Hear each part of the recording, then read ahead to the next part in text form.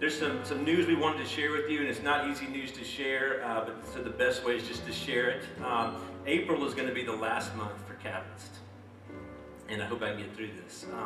If you've been here for a while, you know finances have been a big challenge for us, and we've been open and talked about that. It's up to us in January. It was a huge win for us, but we knew even then that that was kind of a short-term thing, and it was hopefully going to be the beginning of kind of creating a culture.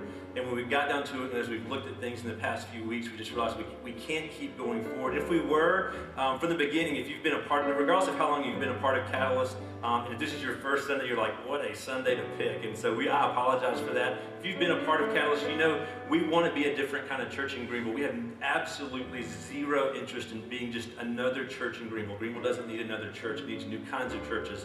And we've been very true to that, being a different kind of church. And so if we continue on in kind of the pattern we've been in, we'll eventually become just another church. And we don't even want to get to that point where you come in one day and say, this isn't different anymore. This is not where I would invite my friends. This is not the kind of environment that I'm used to. And so we're making that announcement this morning. I don't think, I'm not very good at expressing emotion. I wish I could explain to you what a deeply personal, agonizing week this was for me and our staff. It was a rough week for us.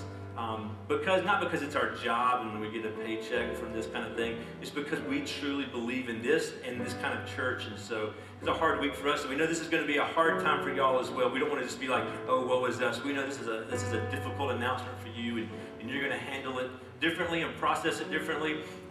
It's very important to us as a staff that we kind of stand before you and say, we want to help you process through that. We want to help you understand things and ask questions and answer those questions. But we mainly want to just make sure that you kind of process this in a really, really healthy way.